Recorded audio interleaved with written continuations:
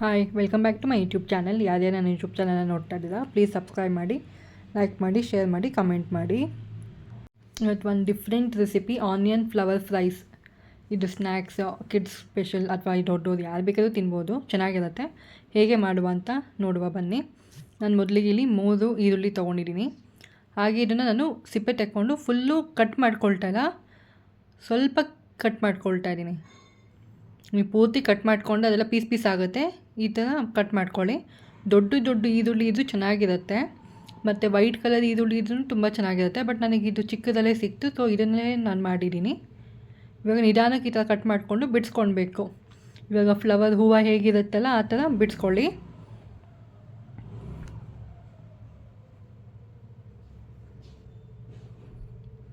ನಿಧಾನಕ್ಕೆ ಬಿಡಿಸ್ಕೊಳ್ಬೇಕು, ಬದಿಯಲ್ಲಿ ಆಗಲ್ಲ. ಒಂದೊಂದೇ ಇದರಲ್ಲಿ ಬಿಡಿಸ್ಕೊಳ್ಳಿ.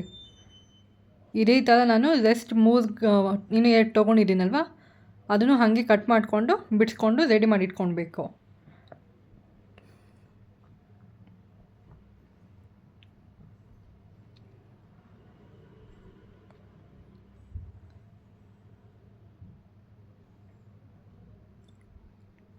ಇವಾಗ 3 ರೆಡಿ ಮಾಡಿ ಇಟ್ಕೊಂಡಿದೆ. ನೆಕ್ಸ್ಟ್ ಇದಕ್ಕೆ ಒಂದು ಕೋಟಿಂಗ್ ರೆಡಿ ಮಾಡ್ಕೊಳ್ಳೋಣ. ಇಲ್ಲಿ ನಾನು 2 ಸ್ಪೂನ್ ಮೈದಾ ತೊಗೊಂಡಿದ್ದೀನಿ. ಅದಕ್ಕೆ 1 ಸ್ಪೂನ್ ಕಾರ್ನ್ಫ್ಲವರ್,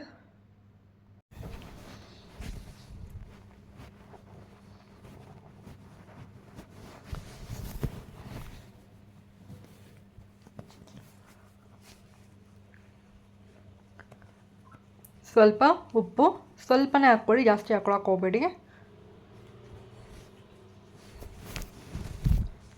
ಸ್ವಲ್ಪ ಪೆಪ್ಪರ್ ಪೌಡರ್,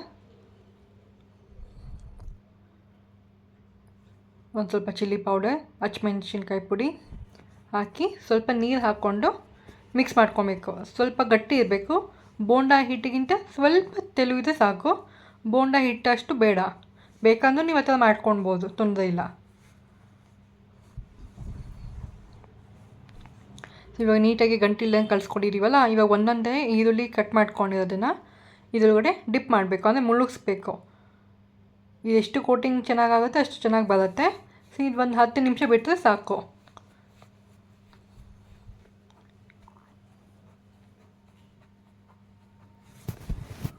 ಇವಾಗ ಒಂದು ಡ್ರೈ ಕೋಟಿಂಗ್ ಮಾಡ್ಕೊಳ್ಳೋಣ.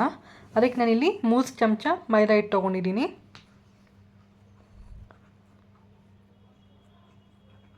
ಸ್ವಲ್ಪ ಉಪ್ಪು, ಅದಕ್ಕೆ ನಾನು ಅವಾಗಲೇ ಕಮ್ಮಿ ಉಪ್ಪು ಹಾಕ್ಕೊಳ್ಳಿ ನಾನಿದು. ಸ್ವಲ್ಪ ಚಿಲ್ಲಿ ಪೌಡರ್, ಪೆಪ್ಪರ್ ಪೌಡರ್, ಇದೂ ಅಷ್ಟೇ ನೋಡ್ಕೊಂಡು ಹಾಕ್ಕೊಳ್ಳಿ. ನಿಮಗೆ ಈ ಪ್ರೋಸೆಸ್ ಬೇಡ ಅಂದರೆ, ಮೈದಾ ಬೇಡ ಅಂದರೆ ಬ್ರೆಡ್ ಕ್ರಮ್ಸ್ನಾದರೂ ಮಾಡ್ಕೊಳ್ಬೋದು, ಯೂಸ್ ಮಾಡ್ಕೊಳ್ಳಿ. ಇಲ್ಲಾಂದರೆ ಕಾರ್ನ್ಫ್ಲೇಕ್ ಆದರೂ ಯೂಸ್ ಮಾಡ್ಕೊಳ್ಬೋದು.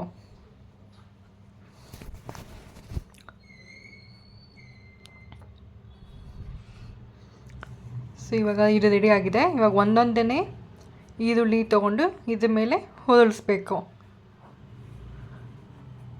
ಮೇಲೆ ಸ್ವಲ್ಪ ಕೆಳಗಡೆ ಎಲ್ಲ ಹೊರಳಿಸಿ ಸ್ವಲ್ಪ ಕುಟ್ಟಿದ್ರೆ ಬೇಡದೇ ಇರೋದೆಲ್ಲ ಆಚೆ ಬರುತ್ತೆ, ಜಾಸ್ತಿ ಅಂಟ್ಕೊಂಡಿರೋದೆಲ್ಲ ಆಚೆ ಬಂದುಬಿಡುತ್ತೆ ಮೈದಾ ಹಿಟ್ಟು.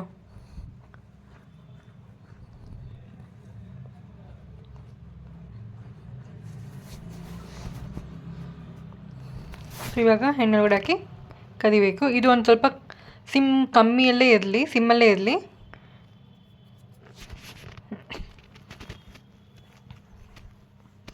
ಒಟ್ಟಿಗೆ ಹಾಕಕ್ಕೆ ಹೋಗಬೇಡಿ, ಈ ಥರ ಒಂದೊಂದಾಗೆ ಸ್ವಲ್ಪ ಹಾಕಿ.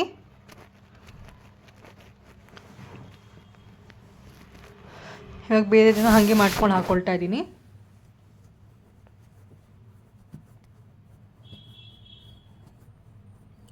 ಸ್ವಲ್ಪ ಗೋಲ್ಡನ್ ಬ್ರೌನ್ ಆಗುವಷ್ಟು ಕರಿದ್ರೆ ಸಾಕು.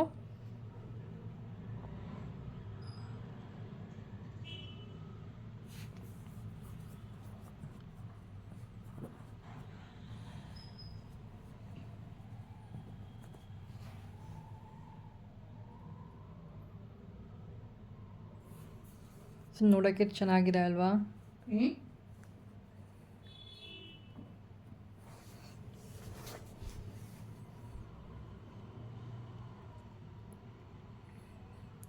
ನೋಡಿ ಎಷ್ಟು ಚೆನ್ನಾಗಿ ಕಲರ್ಫುಲ್ಲಾಗಿ ಚೆನ್ನಾಗಿದೆ. ಇದಕ್ಕೆ ನೀವು ಟೊಮೆಟೊ ಸಾಸ್ ಜೊತೆ ಅದು ಕೊಡ್ಬೋದು, ಅಥವಾ ಹಾಗೆ ಅದು ಕೊಡ್ಬೋದು. ನಾನಿಲ್ಲಿ ಮಯೋನೀಸ್ನ ಹಾಕ್ಕೊಳ್ತಾ ಇದ್ದೀನಿ, ಒಂದು ತಂದೂರಿ ಮಯೋನೀಸ್, ಆಮೇಲೆ ನಾರ್ಮಲ್ ವೈಟ್ ಮಯೋನೀಸ್ ಹಾಕ್ಕೊಳ್ತಾ ಇದ್ದೀನಿ. ಚೆನ್ನಾಗಿರುತ್ತೆ ಮಯೋನೀಸಲ್ಲಿ ಅಂತೂ.